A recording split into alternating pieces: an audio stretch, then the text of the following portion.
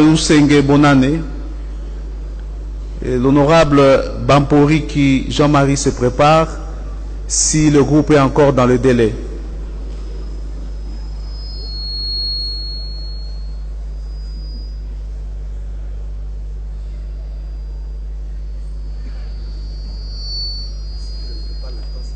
Merci.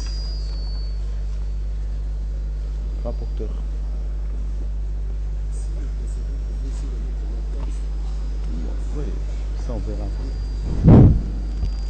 Honorable Président, je sais qu'il y a un problème de temps.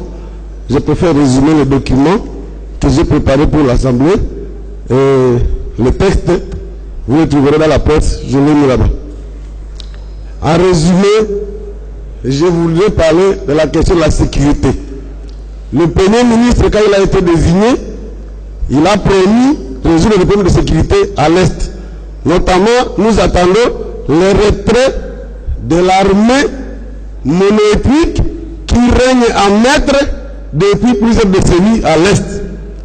Nous voulons rappeler que cette armée qui sème la terreur est installée depuis la création de la rébellion RCD. Sous le E+4, la même armée est maintenue. Mutebu Chouvier de Bukavu, il s'installe à Kichanga, au nord Kivu, plus rien ne bouge.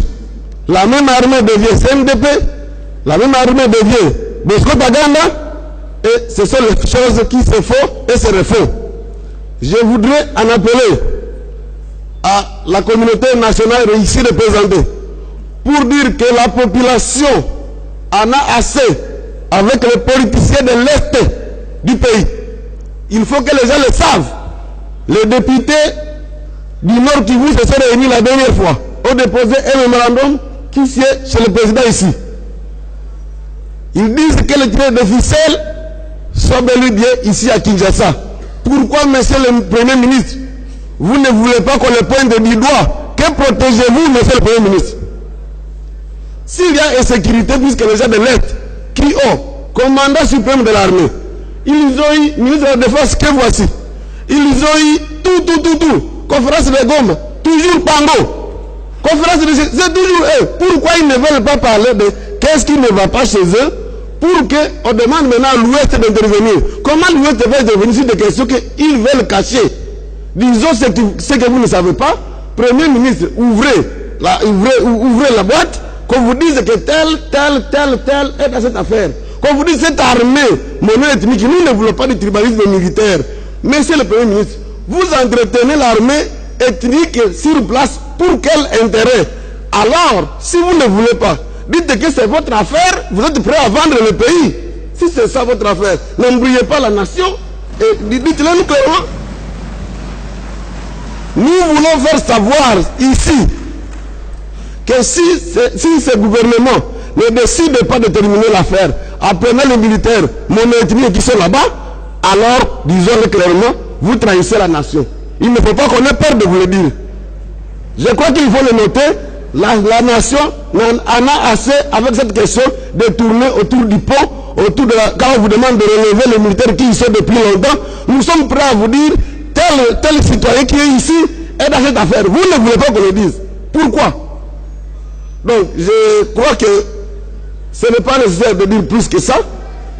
Je conclue en disant que la ville de Goma, pour tendre la main à l'ouest, a voté contre Villa Kikanda pour lui dire, nous, les gens du Nord qui vous trahissent. Vous de l'ouest, venez nous aider. Demandez à ces gens pourquoi ils trahissent leur pays. Demandez à ces gens pourquoi on soutient les pays voisins à dominer leur pays, mais ces pays voisins-là ne nous aident à rien. Quel est le problème?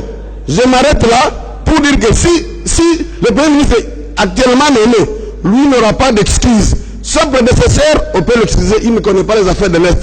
Mais lui, il y a vécu.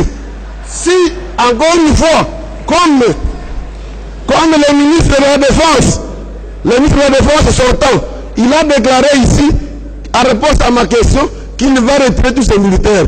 Il vient de quitter, il ne les a pas retirés. Vous aussi, si vous ne sortez pas ces gens-là, nous dirons que Vous vous attendez quelque part pour vendre l'Est, alors ne dérangez pas tout le monde, c'est votre affaire, vous aurez vendu. On s'arrête là, merci beaucoup.